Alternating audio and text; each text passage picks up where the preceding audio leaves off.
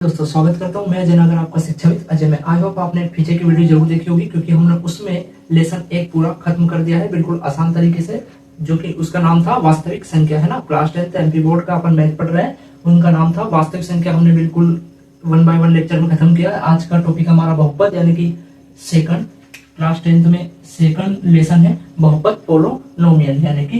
तो इसमें हम बहुपद के बारे में पढ़ेंगे कि बहुपद कितने प्रकार के होते हैं। तो बहुपद मतलब x की घात कितनी अधिकतम रह सकती है वो तो, लेकिन मुख्य रूप से शून्य बहुपद, रैखिक बहुपद, एक होता है द्विघात बहुपद। तो उनके बारे में हम पढ़ेंगे। अगर इससे पहले आप चैनल पे नए हो तो चैनल को सब्सक्राइब जरूर करें ताकि नेक्स्ट वीडियो आपके पास पहुंचे, है ना। और लाइक करें, कमेंट करके जरूर बताएं कि आपको वीडियो कैसी लगी। देखते हैं शून्य बहुपद यानी कि जिसमें x की अधिकतम घात 0 हो, है ना। जिसमें x की घात 0 हो या x हो ही नहीं, उसे कहते हैं हम शून्य बहुपद। जैसे कि आप संख्या देख रहे हो, एग्जाम्पल 3 - 2, संख्या जो भी हो वहां शून्य बहुपद कहलाएगी। और अब पढ़ते रैखिक बहुपद। आपने क्लास 9 में पढ़ा होगा रैखिक बहुपद का रूप क्या होता है।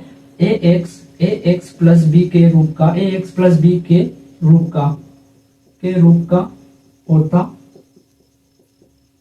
का होता है। अगर ये रैखिक बहुपद है तो इसके शून्य क्या होंगे, शून्य होते हैं। x की अधिकतम घात जितनी होगी उसके उतने ही शून्य होते हैं। तो इसमें x की अधिकतम घात 1 है, इसलिए इसका एक शून्य होगा, वो शून्य होगा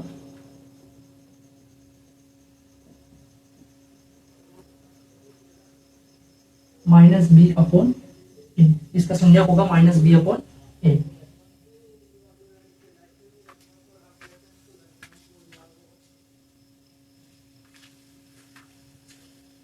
है ना। तो रैखिक बहुपद ax प्लस b के रूप का होता है और इसके शून्य होता है -b/a। इसके एक ही शून्य होगा। क्यों एक शून्य क्यों होगा, क्योंकि x की अधिकतम घात 1 है, इसलिए इसका एक शून्य। अब हम पढ़ते हैं द्विघात बहुपद, जिसे नंबर का आता है हमारा द्विघात बहुपद। द्विघात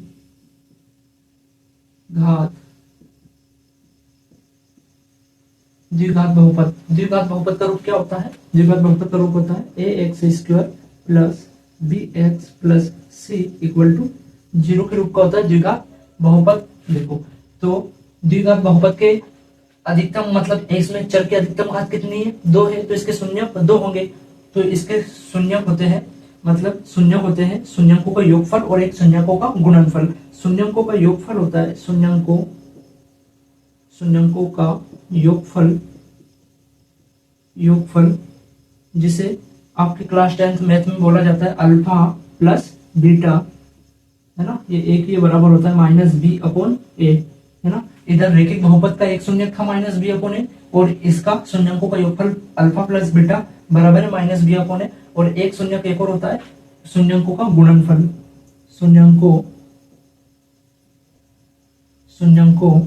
का गुणनफल, शून्यंकों का गुणनफल होता है अल्फा डॉट बीटा, यानी कि इन दोनों का गुणनफल अल्फा डॉट बीटा बराबर होता है c/a। देखो c ये है और a का मान ये है, तो c/a। तो आई होप आपको जानकारी अच्छी होगी। द्विघात बहुपद ax² plus bx plus c equal to 0 का शून्यंकों का योगफल होता है अल्फा प्लस बीटा बराबर -b/a और शून्यंकों का गुणनफल अल्फा डॉट बीटा बराबर c/a। सॉरी ये -b/a था, ये c/a।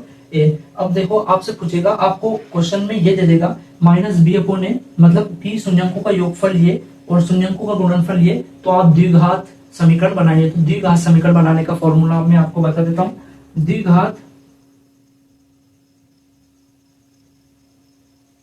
समीकरण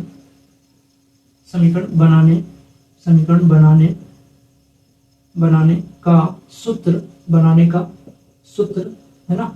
देखो बनाने का सूत्र क्या होता है, x² alpha plus beta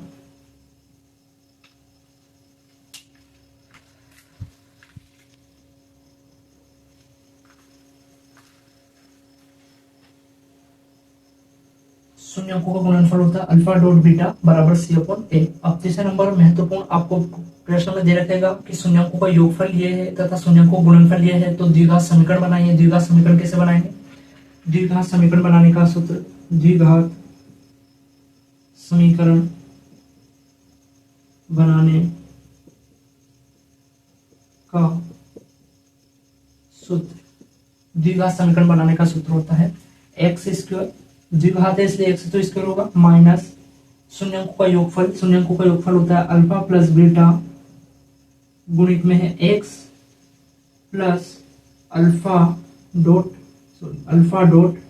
beta, यानी कि शून्यंकों का गुणनफल बराबर 0। अगर आपको दे दे शून्यंकों का योगफल तथा शून्यंकों का गुणनफल दे दे और आपसे पूछ ले कि द्विघात समीकरण बनाइए, तो आप ये सूत्र लगाकर उसमें मान रखकर द्विघात समीकरण बना सकते हो, है ना। तो आई होप आपको जानकारी अच्छी लगी होगी। मैं 2.1 भी इसमें ऐड कर दूंगा या फिर नेक्स्ट वीडियो में मिलते हैं अपन। थैंक यू सो मच, है ना। 2.1 से पहला एग्जाम्पल 1 है और 2.1 में भी आपका एक ही क्वेश्चन है जो कि इस एग्जाम्पल से वो भी आराम से हो जाएगा। पहले मैं आपको एक्स अक्ष और वाई अक्ष समझा दूं, है ना। ये बोला है y बराबर पी एक्स, जहां पी एक्स का एक बहुपद है, प्रत्येक के लिए पी एक्स के शून्यंकों की संख्या ज्ञात कीजिए। ये बहुपद है और हमें शून्यंकों की संख्या ज्ञात करनी है। किसकी ज्ञात करनी है? पी एक्स की, एक्स के शून्यंकों की ज्ञात करनी है। अगर आपने ग्राफ नहीं पढ़ा हो तो मैं आपको एक बार हिंट दे देता हूँ, अपने नोट में पढ़ा होगा ग्राफ, है ना। देखो ये होता है एक्स अक्ष, ये एक्स डैश होता है, ये होता है वाई और ये होता है वाई डैश। जहां भी डैश होता है उधर माइनस की संख्या होती है।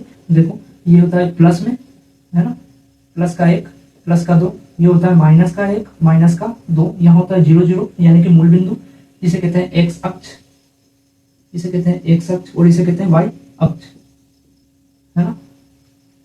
इसे कहते हैं क्षैतिज और इसे कहते हैं ऊर्ध्वाधर। क्षैतिज ऊर्ध्वाधर आपने 9th में पढ़ा होगा ग्राफ के बारे में।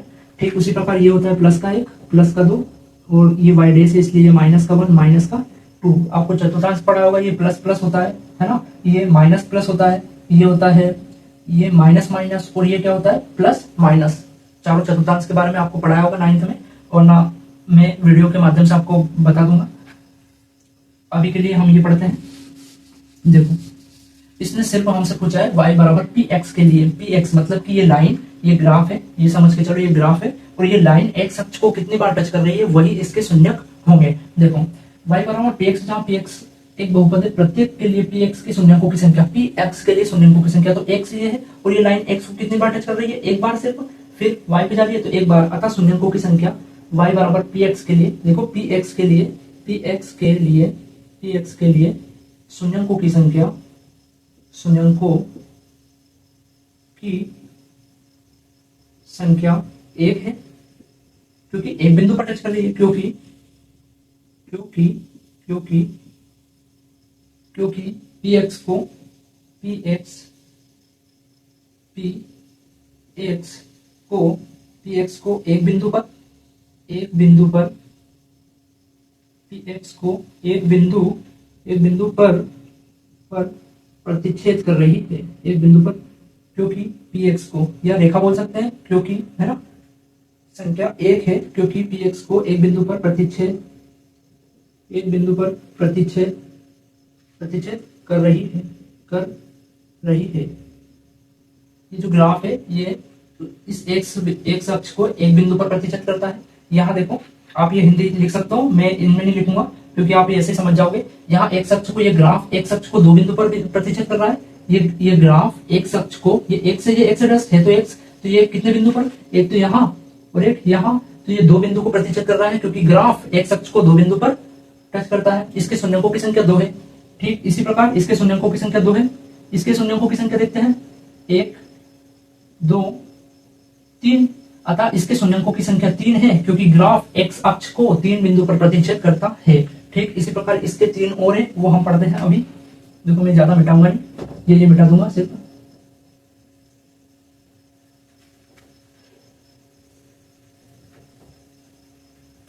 देखो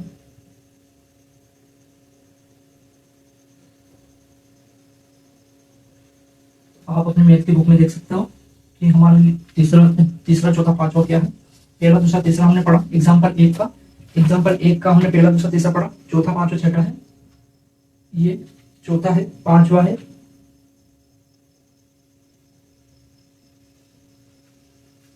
ये है। ठीक है, ऐसे ही ये चौथा पांचवा छठा, है ना। तो देखो ये एक्स अक्ष को कितने बिंदु पर टच कर रही है? सिर्फ एक बार। यहाँ ग्राफ एक्स अक्ष को एक बिंदु पर टच कर रहा है क्योंकि इसके शून्यकों की संख्या 1 है, अतः ग्राफ एक्स अक्ष को एक बिंदु पर प्रतिच्छेद कर रहा है।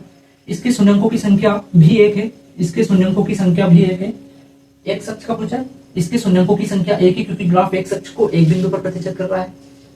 तीसरा देखो 1 2 3 4, इसके शून्यकों की संख्या 4 है, क्योंकि ग्राफ एक्स अक्ष को 4 बिंदु पर प्रतिच्छेद कर रहा है। आई होप आपको ये वीडियो समझ में आया होगा।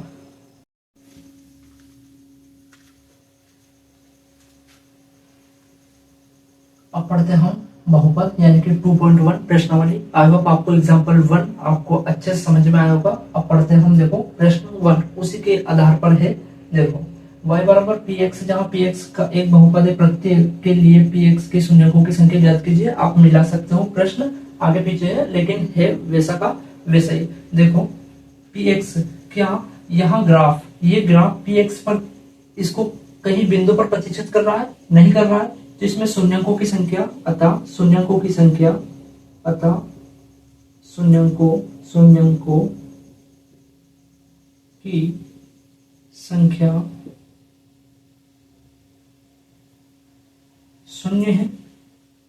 शून्य है, क्योंकि ग्राफ एक्स अक्ष को प्रतिच्छेद नहीं कर रहा है। प्रतिच्छेद बिल्कुल सरल चैप्टर है, प्रतिच्छेद नहीं कर रहा है, नहीं कर रहा है ना। आप हिंदी यहाँ देख के पूरे इसकी भी बना सकते हो, इसकी भी बना सकते हो, मैं आपको बस सिर्फ समझाऊंगा। देखना px के शून्यकों की संख्या देखनी है हमको। देखो ये ग्राफ, ये y अक्ष पर है, y अक्ष को एक बिंदु पर काट रहा है और x अक्ष को भी एक बिंदु पर काट रहा है। हमें y नहीं देखना, हमें x बताना है। अतः इसमें शून्यकों की संख्या 1 होगी, क्योंकि यहाँ ग्राफ x अक्ष को केवल एक बिंदु पर काटता है। तो आगे समझ में, इसमें शून्यकों की संख्या 1 होगी। 1 क्यों होगी? क्योंकि यहाँ x अक्ष को ये ग्राफ एक बिंदु पर काटता है। यहाँ शून्यकों की संख्या 1 है। यहाँ देखो, यहाँ शून्यकों की संख्या, हमें सिर्फ x अक्ष देखना है, 1 2 3। अतः यहाँ शून्यकों की संख्या 3 होगी, क्योंकि यहाँ ग्राफ एक्स अक्ष को 3 बिंदु पर काटता है। आई होप आपको ये समझ में आया होगा। इसके 3 और करते हैं।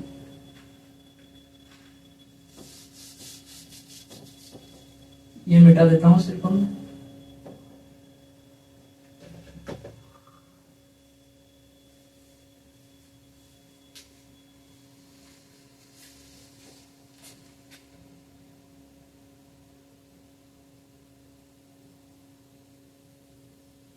आप अपनी मैथ की बुक में देख सकते हो। तीसरा, चौथा, पांचवा, छठा में करता हूं आपके सामने।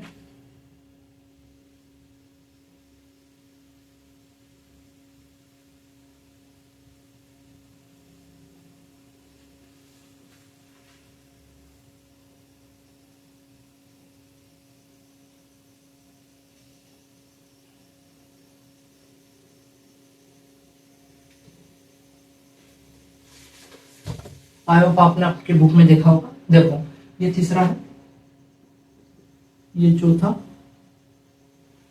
नहीं ये चौथा है, सॉरी तीसरा तो कर दिया था। ये चौथा है, ये पांचवा है और ये छठा है।